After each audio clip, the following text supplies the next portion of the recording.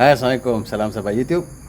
Okey, ni EM4 kan, cap emas lah.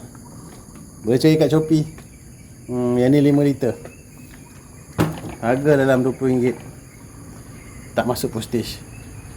Jadi saya nak aktifkan dulu benda alah ni, sebab EM4 ni kena aktif. Kalau dia tak aktif, lambatlah dia nak bekerja kan. Adalah cara-cara nak pakai EM4 ni. Salah satu dia, kita kena sembuhkan dia dekat kawasan tanah yang ada sumber organik kan, macam tanah gambut ke, tanah-tanah yang ada rumput-rumput yang kita dah mesin ke kan, tanah-tanah yang kita dah rawat dengan tanah sawit hitam ke, tanah-tanah yang kita dah tabur baja tek ayam ke kan, benda-benda macam tu. Dia akan membantulah EM4 ni bekerja. Ataupun yang terbaik adalah kita aktifkan. Sebab kalau kita aktifkan dia, dia akan membiak lagi banyak dan dia akan aktif. Jadi inilah yang saya nak buat, saya nak aktifkan dia kan. Saya akan sediakan activated EM4 ni dalam botol 1 liter. Saya pakai botol Yinong ni sebab botol Yinong ni dia tak kedap udara. Jadi sebab dia bakteria ni dia akan membiak, dia akan buat proses-proses anaerobik lah, apa semua tu. Jadi dia akan mengeluarkan gas. Jadi botol ni dia tak kedap udara. Banyak kali dah baja meleleh. Jadi saya tak payahlah nak buka tutup kan, sebab dia tak kedap udara. Macam mana saya nak buat? Okey, banyak cara untuk aktifkan EM4 ni. Ada yang pakai air basuhan beras campur dengan EM4, ada yang pakai air rebusan ubi campur dengan EM4, ada yang pakai gula ataupun gula merah ataupun molasses kan, campur dengan EM4. Lepas tu campur dengan air yang tak ada klorin kan, maknanya air tadahan hujan ke, air telaga ke. Itu je cara dia kan. Ada yang tambah garam, tapi kasihnya tak perlu kot tambah garam. Sebab ni kadang-kadang garam ni akan menyebabkan badan mikroorganisma ni, dia akan mengalami tekanan osmosis lah, apa semua lah kan. Sebab dia sel dia tu nipis je. So bila kita campur garam, takut dia mati lah, dia tak tahan garam. Jadi saya nak mula bancuh lah. Cara saya nak buat pekatan dia adalah, untuk 1 liter ni kan, kita pakai 900 ml air tak ada klorin, 50 ml EM4 dengan 50 ml gula kan. Dan sukatan tu nanti kita boleh buat untuk 1 tong racun 20 liter guna 200 ml. Ambillah air dalam tempayan. Jadi inilah dia 50 ml EM4. Bau dia macam cuka ke? Macam tapai. Lebih pada tapai lah, dia cuka tapai itulah. Kita dah campur dalam ni, kita campurkan dengan gula. Sama juga 50 ml. Gula yang saya guna ni gula merah biasa. Gula merah yang serbuk tu. Tapi saya bancuh jadi ni lah. Saya buat 50 ml juga.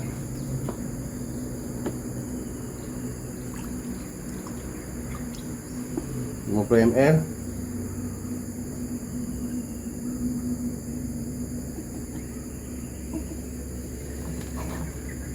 Siap lah. Inilah dia pekatan kita ni dalam 1 liter kan. Kita biar ada seminggu baru guna kan. Sebab bagi masa dia untuk aktif lah, bercambah, membiak apa semua tu. Ada perubahan sikit. Sebab 50 ml tu kalau pakai molasses Kan, maknanya yang parti pekat tu. Saya punya bancuhan gula merah ni taklah pekat sangat. Jadi lepas saya tengok-tengok, saya kata saya bubuh 200 ml lah. Sebab apa? Sebab takut dia tak cukup gula kan. Kalau molasses tu memang pekat, itu bolehlah kita bubuh 50 ml. Ini saya buat 200 ml bancuhan gula merah. Macam mana saya bancuh gula merah tu? Susah juga nak cakap. Sebab saya pun 500 gram gula merah saya buat jadi satu botol 1.5 liter. Maknanya 100 ml air 1000 ml air. Macam tu lah. Dan inilah dia hasil dia. Ni pun kejap lagi saya kocak-kocak, tutup, lepas tu tinggalkan lah. Lepas minggu baru guna. Hari ni hari Sabtu, saya dekat kebun. Ni pokok jaring kan, saja datang tengok dia. Dia nak kena pangkas jugalah. Dia naik straight sangat buat apa kan. Kita pangkas lebih kurang 3-4 kaki lah daripada paras busuk bawah ni kan. Pokok petai ni pun dah bercambah balik dah, apa semua. Rasa macam okey lah kan. Rasa macam okey sangat pokok petai ni. Ada apa-apa nak buat tak dengan dia? Tak tahulah, sebab dia dah ada 3-4 cabang ni. Kadang-kadang bila kita biar dia bercabang banyak sangat pun dia tak betul-betul naik yang orang kata satu yang solid, yang dominan tu. Sebab ni rendah lagi ni. Kita mungkin boleh buang yang lebih-lebih ni, kita tinggalkan yang satu ni, lepas tu kita biar yang satu tu lah besar kan. Ni kebun dah hijau balik dah kan. Pokok durian okey, alhamdulillah kan. Kebun ni dah hijau sebab hari ni hari Sabtu. Daripada hari Isnin, Selasa, Rabu, Khamis hujan, orang kata tiap-tiap hari kan. Tiap-tiap hari daripada pagi sampai ke malam. Cumanya dia bukanlah tak berhenti. Dia berhenti sejam dua, dia sambung balik. Dia berhenti sejam dua, dia sambung balik. Macam tu lah. Daripada hari Isnin sampai hari Khamis. Ni pokok kelapa yang kecil tu. Sebab hujan, air cukup apa semua, galak lah dia keluar pucuk baru kan. Tengoklah macam mana kan. Kalau ikutkan hati tu, kalau dia tak menggalakkan, memang kita buang je, ganti dengan pokok Tachuna ori. Ni mungkin SGG kan. Ni pokok pelam pun okey. Semua boleh kata tak ada masalah lah, sebab hujan 4 hari. Cuma masalah dia saya punya program lah. Sebab cadang saya nak rawat busuk ni dengan semburan EM. Rumput semua dah pendek dah kebanyakannya kan. Sebabnya sepatutnya hari Isnin, hari Tori, saya datang, orang kata kais-kais dia punya sisa-sisa mesin rumput tu. Kita kais-kais pergi dekat busuk itu, kumpul kat busuk tu. Bila dah banyak dah sisa pangkasan tu, kita semburkan EM. Sebab EM ni dia nanti dia akan menguraikan lah sisa pangkasan tu. Dia buat jadi baja lah kan. So itulah kan. Kita punya plan tu, kadang-kadang Allah Ta'ala punya plan tu lagi baik kan. Sebab apa lagi baik? Saya baru plan nak rawat busuk kan. Allah Ta'ala plan nak siram untuk stok seminggu 2. Sebab bulan-bulan puasa ni saya pun tak larat nak siram pokok.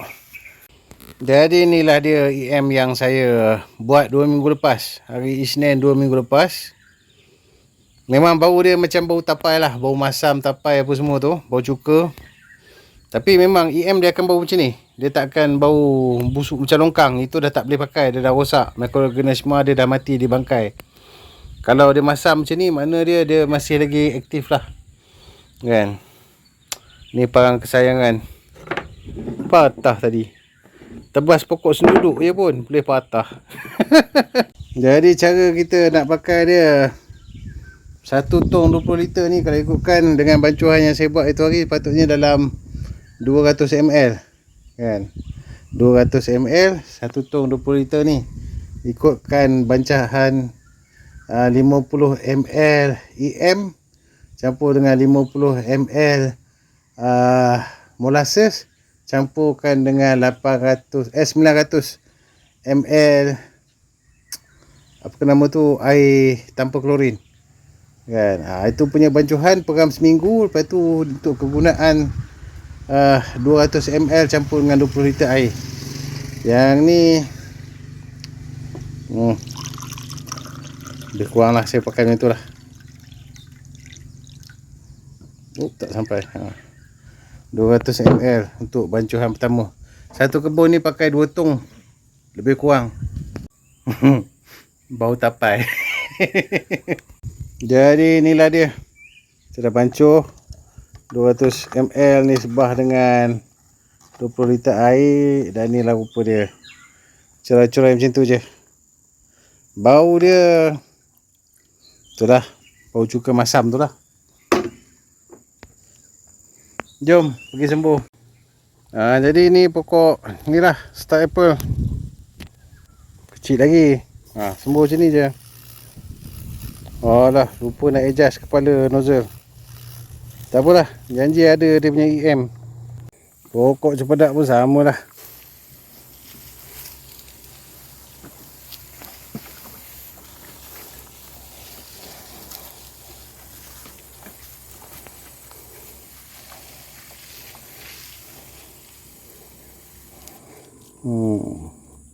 Kita nak menambahkan bakteria untuk menguraikan sisa-sisa pangkasan dalam tanah ni lah.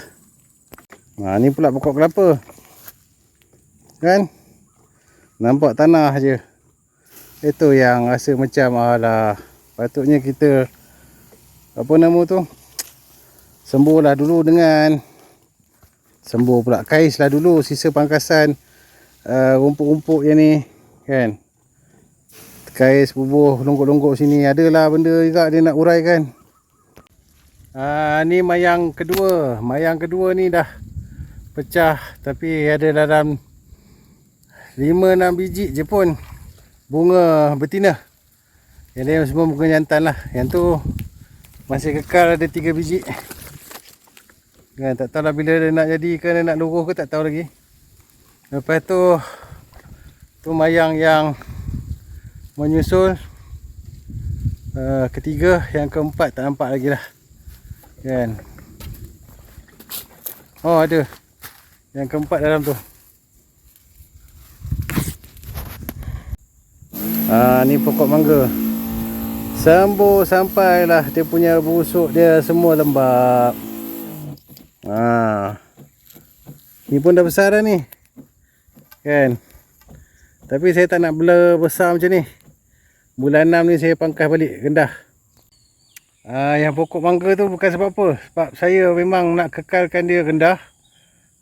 Saya nak buat ala-ala, kalau dekat Indonesia dia panggil apa, ultra high density farm kan. Dia pokok dia rendah-rendah je, dalam 3-4 kaki kita ajar dia berbuah kan. Pokok ni pun baru umur dia masuk 3 tahun. Biasanya pokok tanam biji ni umur dia 4 tahun ke atas. Tapi ini pun saya tengok pokok dia tak bersihat sebab tanah mungkin tak sesuai. Sebab tu saya buat rawatan dengan EM dulu. Lepas ni saya nak humban tanah sawit pula dekat dia, tanah hitam tu kan. Nak humban yang tu pula dekat dia. Kita cubalah bagi dia punya kandungan tanah dia tu lebih, orang kata, lebih subur. Ini dengan tanah liat putih je kan. Lepas tu ni pokok cempedak ni. Untuk yang pokok durian dengan pokok petai tu saya tak share lah kot, sebab dah pukul 4.30 lah ni. Nak balik pukul 5. Jadi apa yang saya nak buat ni, kejap lagi saya nak kambus busuk cempedak tu kan, dengan sisa pangkasan ni lah kan. Kita kais tutup busuk tu kan. Dekat situ semua kan saya dah sembuh dah. Lepas tu mungkin dalam masa bulan puasa ni kita buat sikit-sikit lah, 50 pokok ni. Kan sehari 4 pokok ke. Kan kita buat sikit sampailah kita dah kambuh semua busuk dengan inilah sisa pangkasan. Okey, ni jadi rupa busuk sebelum kita kambus dengan sisa pangkasan. Ini pula rupa selepas. Ini semua kita tutup dengan sisa pangkasan rumput je ni. Sepatutnya kita tutup macam ni dulu, barulah kita sembuhkan dengan EM. Itu yang fresh tu. Hujan 4 hari. Kan? Tapi nak kata fresh sangat pun tak juga. Sebab kalau tak hujan, lagi teruk nak siram pokok kan. Dia itulah, orang kata kurnia dalam, macam mana apa kata nama tajuk lagu tu? Kurnia dalam kesamaran. Jadi biasalah bulan puasa ni kan, saya pun tak tahulah ada video ke tak. Sebab saya kat kebun ni pun macam buat apa yang done je kan. Apa yang saya terfikir nak buat, saya buat je. Tak ada betul-betul lagi nak kerjakan kebun ni kan. Paling-paling pun video membaja apa semua tu memang samalah kan. Memang tak ada apa sangat. Tak tahulah kan. Duduk saja kat rumah tu pun tak buat apa-apa pun. Asyik kerja nak tidur, bangun lapar juga kan. Datang buat kerja kat kebun ni penat pun, kalau rasa lapar tu puas hatilah juga. Daripada tidur bangun lapar. Jadi itu je lah perkongsian saya pada kali ni kan. Salam Ramadan Al-Mubarak 1447. Sampai berjumpa lagi. Assalamualaikum dan selamat bertani.